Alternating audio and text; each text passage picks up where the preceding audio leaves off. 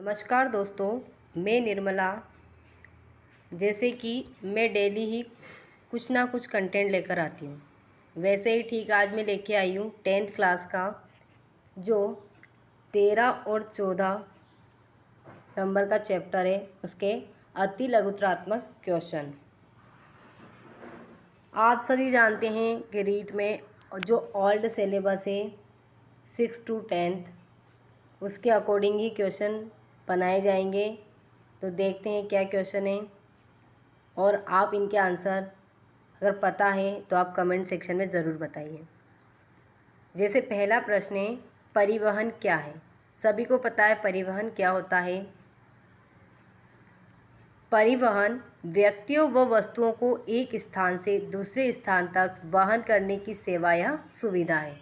या सरल शब्दों में कहें तो परिवहन होता है एक जगह से दूसरी जगह पर जाना, चाहे वो वस्तु हो चाहे व्यक्ति हो, जिसकी सेवा जैसे कि यातायात हो गया, तो ये क्या है? परिवहन है। अगला देखिए प्रश्न, स्थल परिवहन के प्रमुख क्षेत्र कौन कौन से हैं? परिवहन 3 प्रकार के माने जाते हैं। एक होता है स्थल परिवहन, एक होता है जल परिवहन और एक होता है वायु परिवहन। अब इनके अंदर भी अलग अलग है। तो इसी तरीके से जो स्थल परिवहन है उसके प्रमुख क्षेत्र पूछे हैं तो कौन कौन से हैं? तो एक हो जाएगा सड़क, सड़क एक स्थल परिवहन है। रेल, रेल भी स्थल परिवहन है। और एक होता है पाइपलाइन, तो पाइपलाइन भी क्या है? एक स्थल परिवहन है।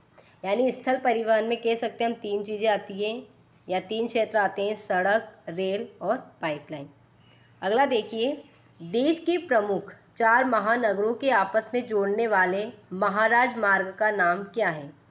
देश के प्रमुख 4 महानगर। अब वो 4 महानगर कौन कौन से हैं? दिल्ली, मुंबई, चेन्नई और कोलकाता। इन महानगरों को जोड़ने के लिए एक महाराज मार्ग बनाया गया, उसका नाम है स्वर्णिम चतुर्भुज। क्या नाम है? स्वर्णिम चतुर्भुज योजना उसको नाम दिया गया है। ओके, आगे देखिए, राजस्थान से कितने राष्ट्रीय राजमार्ग गुजरते हैं? राजस्थान से कितने नेशनल हाईवे, राष्ट्रीय राजमार्ग गुजरते हैं? तो वो गुजरते हैं 7। कितने गुजरते हैं? 7। अगला देखिए, क्वेश्चन नंबर 5, भारत की पहली विद्युत रेल का नाम लिखिए। जो भारत की पहली विद्युत रेल थी उसका नाम था डेक्कन क्वीन। क्या नाम था? डेक्कन क्वीन। अब ये कब चलाई गई थी? तो ये चलाई गई थी 1929 को प्रथम बार। डेक्कन क्वीन 1929।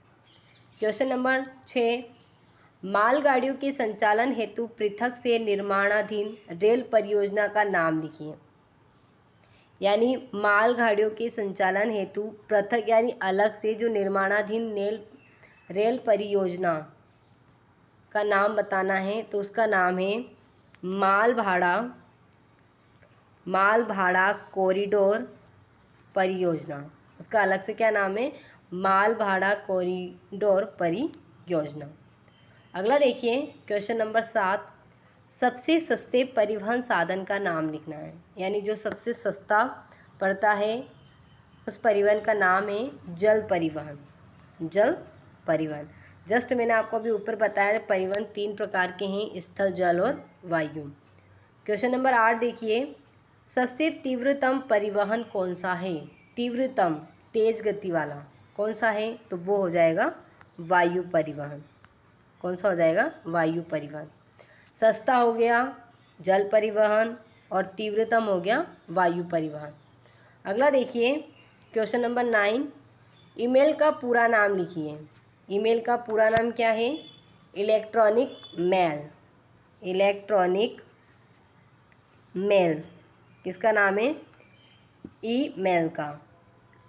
अब इसकी शुरुआत कब हुई थी? तो ये सबसे पहला जो इलेक्ट्रॉनिक मेल है वो 1972 में बना, यानी कि 1972 में इसकी शुरुआत हुई।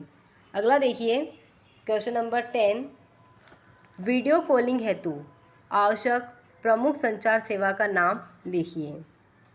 वीडियो कॉलिंग हेतु आवश्यक प्रमुख संचार सेवा का नाम लिखिए। तो सभी को पता है इसका नाम क्या है, इंटरनेट। इंटरनेट के बिना हम वीडियो कॉलिंग नहीं कर सकते।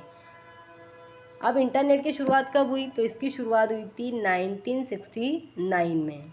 कब हुई थी, 1969 में। और इसके 3 साल बाद यानी 1972 को इलेक्ट्रॉनिक मेल यानी कि ईमेल की शुरुआत हुई थी। आगे देखिए, ये चैप्टर था 13 यानी कि 13। अब चैप्टर नंबर 14 यानी 14 देखेंगे हम। इसका पहला प्रश्न है, राष्ट्रीय आय की परिभाषा लिखिए। यानी कि राष्ट्रीय आय किसे कहते हैं? राष्ट्रीय आय कहते हैं एक देश के सभी साधनों द्वारा एक वर्ष में उत्पादन प्रक्रिया में योगदान के फलस्वरूप अर्जित आय का योग राष्ट्रीय आय कहलाता है। राष्ट्रीय आय का मतलब हुआ कि जिससे भारत में उत्पादित सभी प्रकार की चीज़ें, या कह सकते हैं कंपनियां, चाहे वो विदेशी हो चाहे वो इंडियन हो, उनसे उत्पादित होने वाली जो आय बनती है वो ही राष्ट्रीय आय कहलाती है। यानी कि राष्ट्रीय आय में देश विदेश की सारी इनकम इंक्लूड होती है, वो होती राष्ट्रीय आय। अब दूसरा क्वेश्चन देखिए, सकल घरेलू उत्पाद को परिभाषित कीजिए। अब राष्ट्रीय आय में क्या था, इसमें देश विदेश की सभी प्रकार की इनकम इंक्लूड थी, लेकिन सकल घरेलू उत्पाद में ऐसा नहीं है।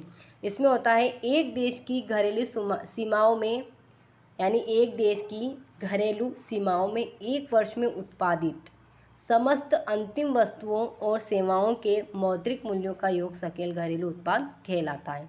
यानी एक वर्ष कौन सा होगा, वो होगा वित्त वर्ष, उसको हम कहेंगे वित्त वर्ष। अगला देखिए, राष्ट्रीय आय की गणना हेतु राष्ट्रीय आय समिति का गठन कब किया गया? तो इसका गठन किया गया था किसका, राष्ट्रीय आय की गणना हेतु राष्ट्रीय आय समिति का गठन। इसका गठन हुआ था अगस्त 1949 में। कब हुआ था, 1949 में। अब किसकी अध्यक्षता में हुआ था, तो ये हुआ था पीसी महालनोबिस। ये हुआ था पीसी महालनोबिस की अध्यक्षता में हुआ था। क्या, राष्ट्रीय आय समिति का गठन कब हुआ था, ये हुआ था अगस्त 1949 में। अगला देखिए, भारत में वर्तमान में राष्ट्रीय आय की गणना का कार्य कौन करता है? भारत में वर्तमान में राष्ट्रीय आय की गणना का कार्य कौन करता है? तो ये करता है केंद्रीय सांख्यिकीय संगठन यानी कि CSO, केंद्रीय सांख्यिकीय संगठन, केंद्रीय सांख्यिकीय संगठन, जिसको हम सेंट्रल स्टैटिस्टिकल ऑर्गेनाइजेशन भी कहते हैं। और ये कब से करता है, तो ये करता है 1955 से अभी तक यही करता है राष्ट्रीय आय की गणना। आगे देखिए, क्वेश्चन नंबर 5, अर्थव्यवस्था को कितने क्षेत्रों में वर्गीकृत किया गया है? तो अर्थव्यवस्था को कितने क्षेत्रों में, तो 3 क्षेत्रों में। अब वो क्षेत्र कौन से हैं? पहला है प्राथमिक, दूसरा है द्वितीयक और तीसरा है तृतीयक। इन 3 क्षेत्रों में इसको परिभाषित किया गया है या वर्गीकृत किया गया है। तब प्राथमिक जो क्षेत्र होता है इसमें क्या आता है, तो उसमें कृषि से संबंधित चीज़ें आती है प्राथमिक क्षेत्र में। द्वितीय क्षेत्र में क्या आता है, उद्योग से संबंधित आएगी। और जो तृतीय क्षेत्र है वो सेवाएं से संबंधित होती हैं। अगला देखिए, जैसे सेवाएं कौन कौन सी हो सकती है, परिवहन हो, बैंक हो, संचार हो, या किसी भी प्रकार की सेवा। तृतीयक, अगला प्रश्न है 6, तृतीयक क्षेत्र में शामिल की जाने वाली 3 सेवाओं के नाम कौन कौन से हो सकते हैं? जैसे परिवहन एक सेवा है, बैंक, संचार के सभी तृतीय क्षेत्र में आएगी। आगे देखिए, क्वेश्चन नंबर 7, आर्थिक विकास का अर्थ स्पष्ट कीजिए। आर्थिक विकास किसे कहते हैं?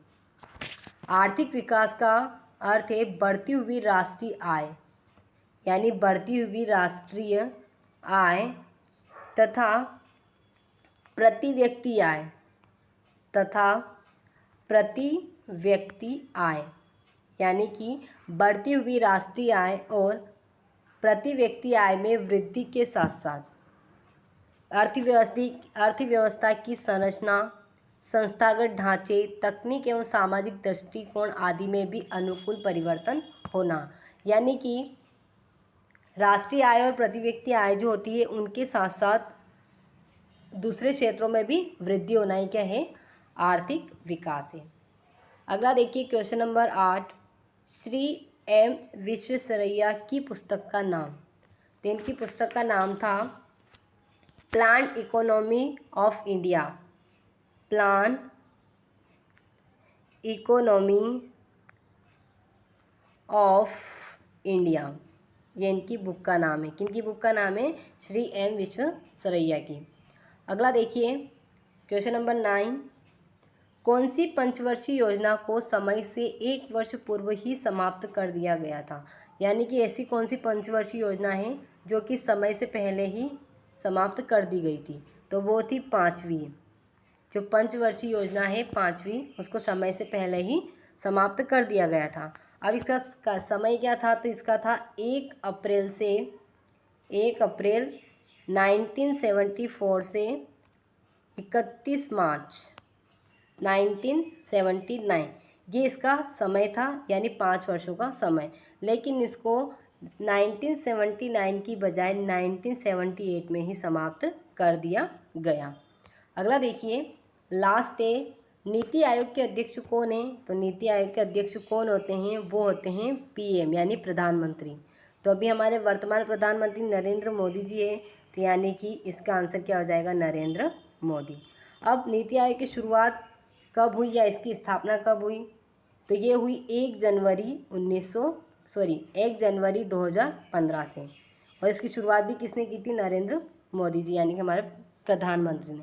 अब जो नीति आयोग है इसको पहले कहा जाता था योजना आयोग। क्या कहा जाता था? योजना आयोग के नाम से इसको जाना जाता था। और जो योजना आयोग की शुरुआत हुई थी वो हुई थी 1950 में। अगर योजना आयोग की शुरुआत पूछे तो वो 1950 है, और नीति आयोग की शुरुआत पूछे तो उसका आंसर हो जाएगा 2015। ओके, तो ये आज क्वेश्चन थे लगभग कितने 20, जो कि बहुत ही इम्पोर्टेंट है। इन्हें करिए और कमेंट सेक्शन में बताइए, और मेरे चैनल को लाइक करें, सब्सक्राइब करें और शेयर करना ना भूलें। Thank you.